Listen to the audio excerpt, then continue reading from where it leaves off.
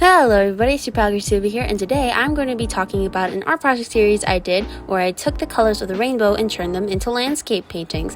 Now before this, I never really delved into the world of landscapes before, but this was a really good practice, not just for the landscapes, but also for digital painting. I also did all of these in Clip Studio Paint.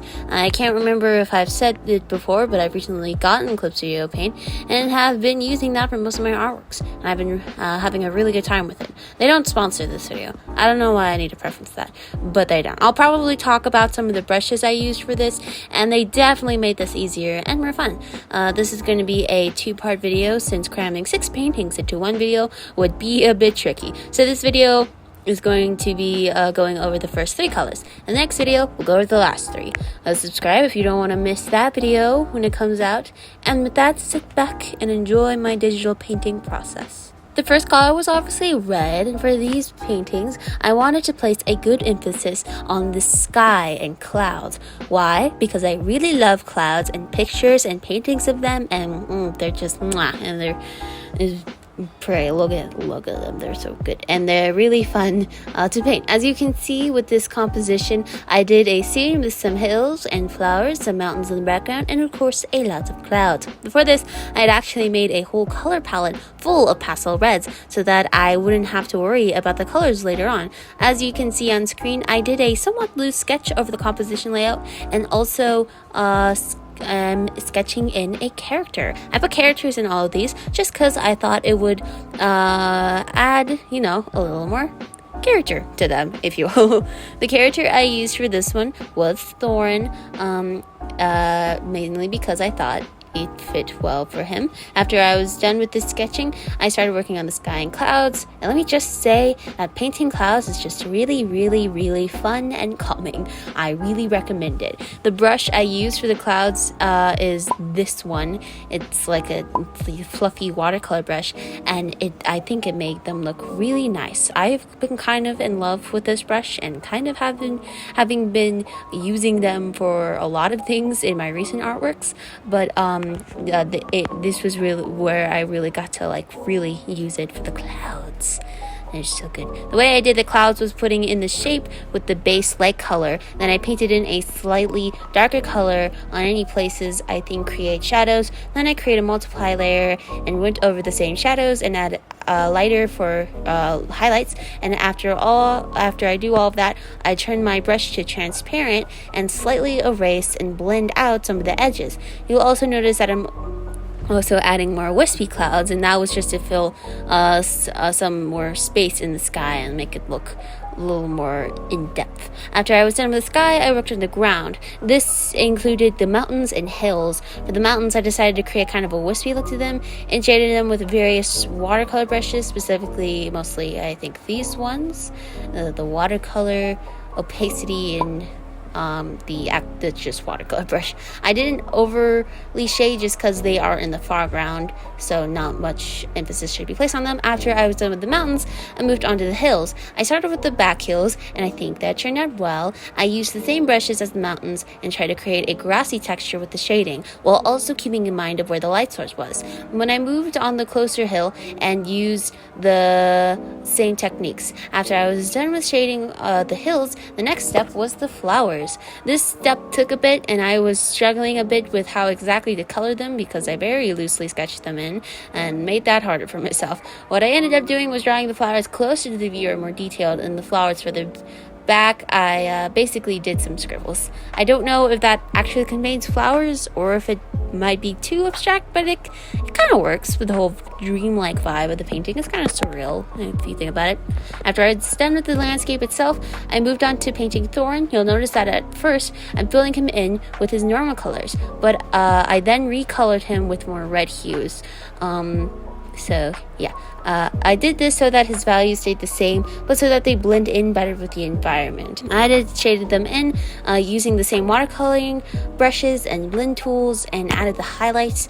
I think adding a character in all of these was a good decision since, like I said, it gives more character to all of these, and also kind of shows like the size comparison, I guess. After I was done with Thorn, I duplicated the drawing and blurred it out and erased some areas of focus, and then that was that. There's the first painting of this series. I really like how this one turned out, and I hope you do too. With that, let's move on to the next color. And for this painting, I wanted to do a sunset ocean scene.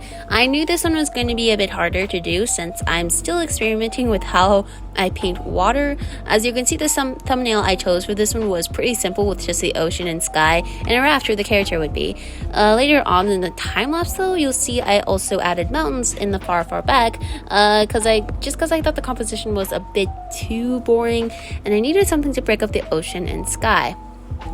The character I decided to go with this one was Melody, who of course has a mostly orange color palette, so yeah, I wouldn't need to change too much about that.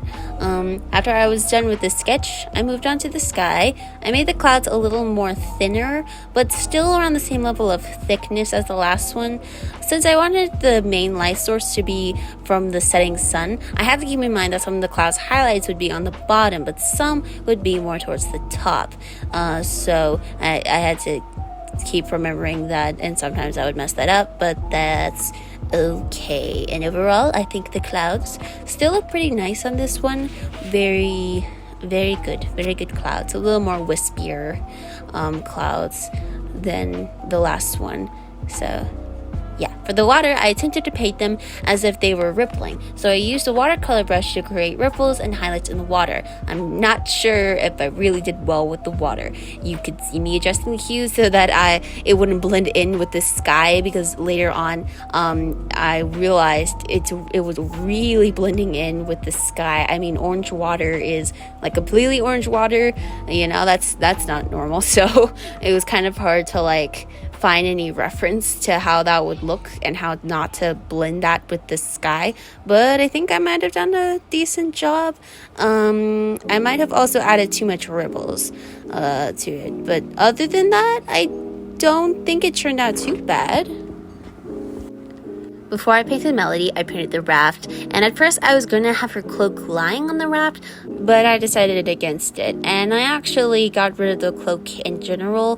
Melody usually does wear a cloak, but I decided to not have it in this one, since I thought it would obstruct the figure too much.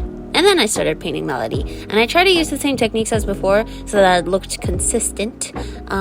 So you'll see me going back and forth between the two, making sure that I remembered what settings I did with each one. I do that all the time when painting series like these, because I don't know why, they just need to look the same. I don't know why. This is definitely the most simple composition out of all the paintings, but I actually still think it looks pretty good. I definitely like the sunset vibes because I love sunsets as well. Sunset clouds are mwah. I'll probably do a landscape that has like actual like sunset colors, like besides oranges, like yellows, reds, purples. Yeah, so that's that one. Now on to the last one. And of course, the last one is yellow. For this one, I had a bit of a hard time figuring out what I wanted to do with it. Eventually, I decided to do a hillscape kind of thing and have a tree more in the foreground. And because this is yellow, I used my character, Chris, who is a mostly yellow boy. At first, I was worried that this one would look a lot like the last painting color-wise, but as I was painting it, that didn't become an issue. The values or the hues was definitely different enough so that there wasn't really much of an issue there. Yeah, and you can see me struggling to figure out how to sketch things in, trying to figure out how to sketch in the grass for the character, so yeah. Now, as for the clouds on this one, I don't really like how they turn out here. They just look a bit too stiff. I probably should have blended them out more. Probably should have made them like less thin and wispy. But I decided to just keep going. Really wish I hadn't, but that's fine. The hills were pretty fun to shade in on this one. I did a similar technique that I used with the red painting, but making them look more grassy. So yeah, because there's no flowers or anything on them, they needed to look better when shaded. Yellow is an interesting color to work with when it comes to grass, but it's not an unrealistic color. I mean, 90% of the grass is yellow here where I live, so yeah. After I was on the hills, I moved on to the foreground, and that is something I noticed I did a lot with these landscape paintings. Is after I sketch it, I work from the background to the foreground. I don't know why I thought I would mention that. I just thought that was interesting that I usually start from back to front. It's a technique that Bob Ross uses in his paintings. So I was like, yes, the spirits of Bob Ross is guiding me. Not really, obviously, but one can try. For the foreground hill, I added some more grass textures and made them look sharper than they did in the back, because that's how foregrounds work. For the tree, I shaded it using a similar technique I used way back in my Raiden Shogun drawing, where I colored the tree and then you couldn't see the tree anymore because I blurred it out, and I'm really mad. I did all that and you can't even really see that much. I did save like a different version of it, or it was like a background, just the background. I never posted it on anywhere for some reason, and I'm just, For the tree, I was actually having some trouble with the leaves, mainly just finding a brush, and I still don't really like the brush I used, so I'm definitely going to need to find a better leaf brush. So yeah, then I shaded Chris the same way as I did before. So yeah, I drew him actually interacting with like the grass though, because physics works. I also didn't draw Chris with his wings. Chris usually has wings. I didn't draw him with his wings here because that would have been a bit much. That would have been way too much. But yeah, after I did some of the last minute touches, that was pretty much it for that one. And yeah, I really like how these paintings turned out. I've never done or worked on actual landscapes before this, so this was a really good practice for me. I'll be posting part 2 soon with the rest of the colors, but until then, be sure to like and subscribe on your way out. These pictures, as well as my other artworks, are on my socials link below. I have my 2 comics on my Webtoon, so be sure to check that out, and I'll see you all in the next video. Bye!